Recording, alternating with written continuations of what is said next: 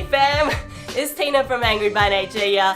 Today we're going to be talking about Bali prices for families who are looking to travel to this beautiful island, and we're going to be running through the do's and don'ts of how to spend your money smarter from our own experience of traveling Bali with kids. Subscribe to the channel and hit the notification bell if you haven't already.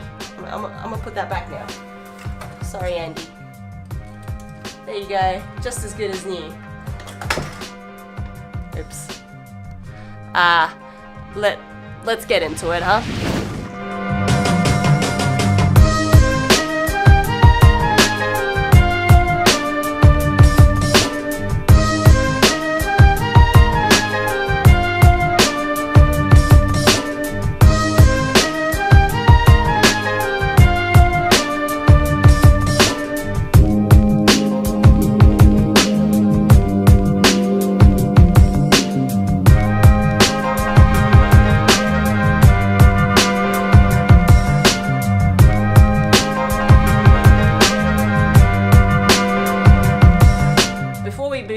I'm just going to let you guys know what we'll be running through, which includes the cost of accommodation, food, transport, attractions, and a few little other tidbits like healthcare and SIM cards. And at the end, I'll also run through some budget travel tips. Bear in mind that we were traveling as a family of 4 with 2 adults, 1 3-year-old and 1 1-year-old, and our data was taken over a 2-week period.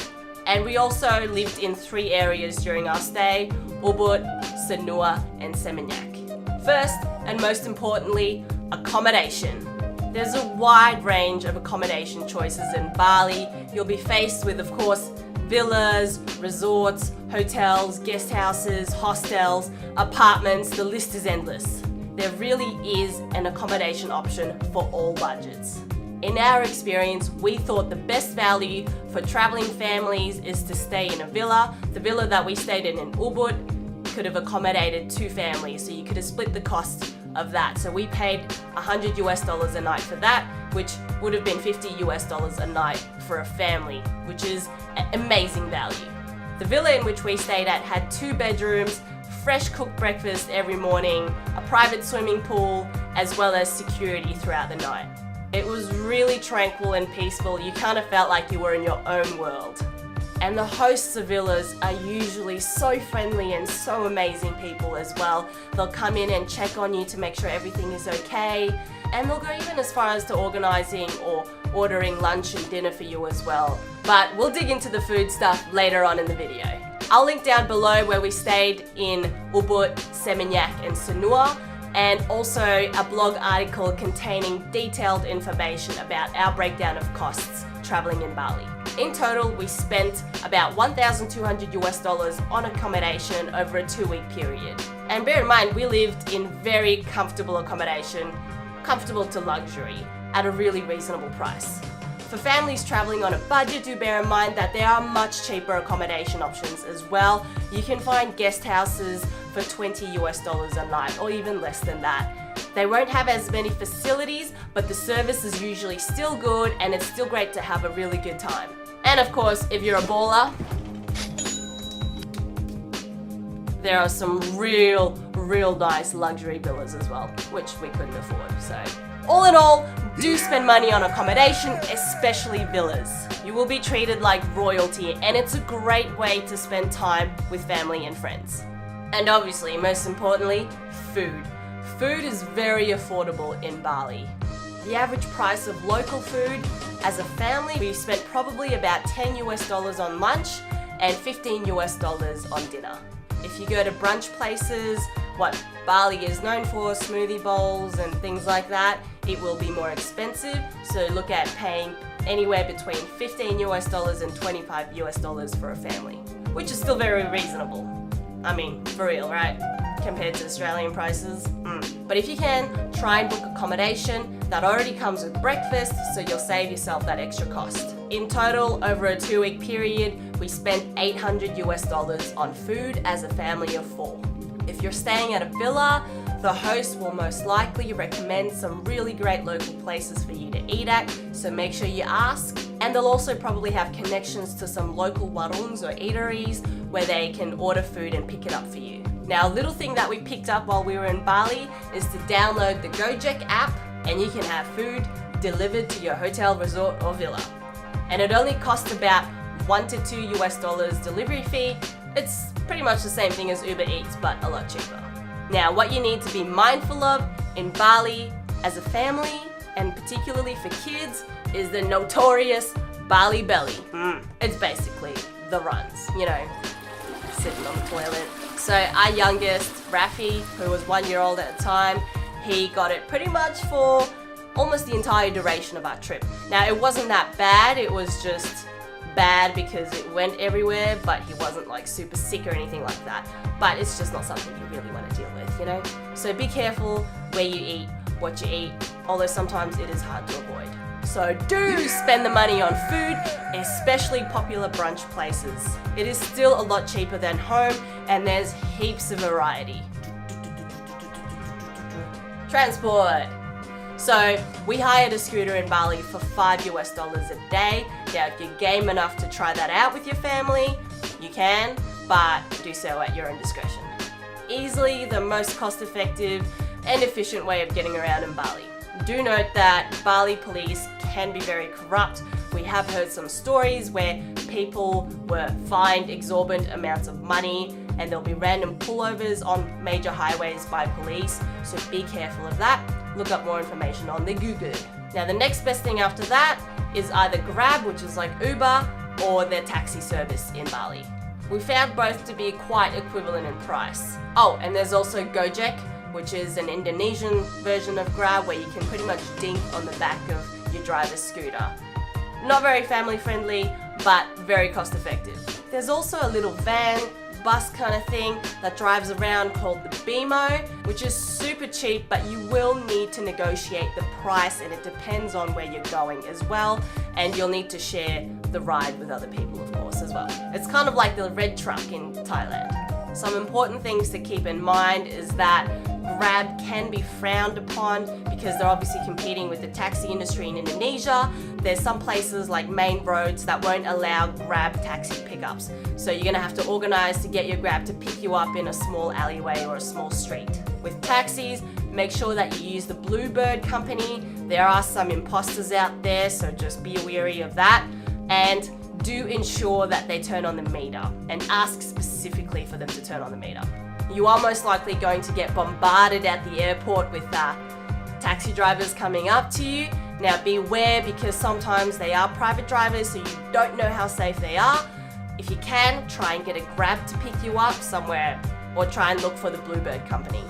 So in Bali, don't get scammed when it comes to transport. I would highly recommend doing your research first and knowing which mode of transport you're most likely going to take for most of your trip. When you first arrive in Bali, try and get your hotel to organize a mode of transportation for you to pick you up instead of going with a random driver at the airport. That's probably the best way because you probably won't have a SIM card to order a Grab when you first arrive in Bali. Here comes the fun part. Attractions. Bali has a whole heap of attractions and activities for kids. It's a gold mine for them. And for the most part, the prices are very reasonable. Most temples and waterfall attractions will incur a small charge for entry, usually anywhere between $1 and $3. The Bali Night Safari comes in as the most expensive attraction in Bali at $75 for the most basic ticket price. There's also the Bali Zoo, which is an absolute must visit that'll set you back $25, and things like Monkey Forest will only cost you about $3 entry. And obviously, fun that comes for free is hitting up the beach with the kids. You might just have to pay a little fee for getting a sunbed, but that's usually anywhere between $1 and $5. But do keep in mind, if you're traveling there with young kids, the western part of the island, like Semenya, Kuta, the waves are a lot choppier, so the family-friendly part is probably on the other side where Sanur is. That's where we stayed and that's where we swam. All in all, do spend the money on attractions. Even though the prices may be somewhat similar to back at home, it's a totally different experience that the kids will absolutely love. If you've got the time to spare, try and at least do a day trip or an overnight trip to places like the Gili Islands or the Lombok Islands, which have really nice beaches. Some other little tidbits and prices you may want to know, for example, healthcare, so our boys did get sick a couple times while they were over there, and we did have to take them to see a doctor. So we went to international doctors, looked them up online, which are reputable and have good reviews. A consultation will cost you anywhere between 30 to 50 US dollars. And medication will cost a little bit on top of that. Baby essentials are also readily available at supermarkets in Bali. You can get reputable brands of diapers like Huggies, Pampers, Mami Poco for 10 US dollars a pack. So you don't need to pack and lug around your own. If you need to get around with the Grab app a lot, I would suggest that you get a SIM card over there.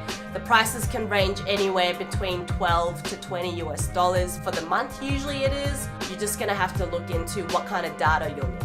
So in total, we spent $2,485 over a 2-week period as a family of 4. That works out to be roughly 621 US dollars per person. Note that we didn't really try to skimp out on things because we wanted to make the most of our Bali holiday and we wanted to do most of the attractions. And we did all the things like massages, day trips, ate a lot of brunch, drank a lot of coffee, and also I went on a spiritual retreat. So that all added up to the price. And we'll end this with some of our personal budget travel tips in Bali. Eat at local warungs, however you pronounce it. The food is so much cheaper and so much more authentic. You can get a Nasi Goreng for as low as 70 cents. For anyone who's not familiar with Australian school holidays, try and book your holiday outside of these times because those are peak times in Bali because Australians are like the main people who go there. Remember, there's always room for a bargain. I'm Asian and I love me a good haggle off. When I get pitched a price, I usually pitch half the amount back at them. And then we kind of go from there and meet at like a halfway point. Massages are the best thing about Southeast Asia. But if you walk past a place and it seems too cheap to be true, that's because it probably is and they probably got someone off the street to come and massage you. No one's gonna have a good time. So don't go to massage places that are too cheap. And one very important thing is to look out for fake vendors.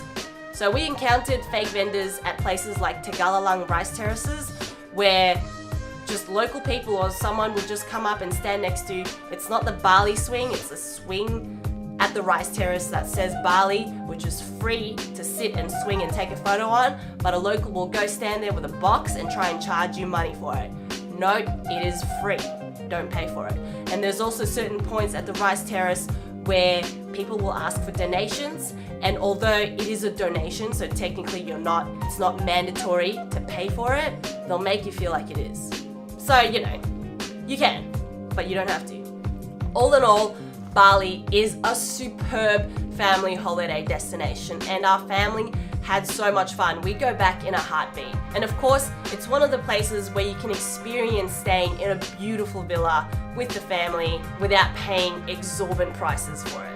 Like seriously, the villas are an unforgettable experience. Go back just alone to stay in a villa. And look, at the end of the day, it's still much cheaper than taking a local holiday in places like here where we are in Australia. If you found this video useful and informative to plan your next trip to Bali, please give this video a like, show us some love, and subscribe to the channel and hit the notification bell if you haven't already. We've also got other smart travel guides on the cost of traveling as a family to places like Thailand up above here, which you can take a look at.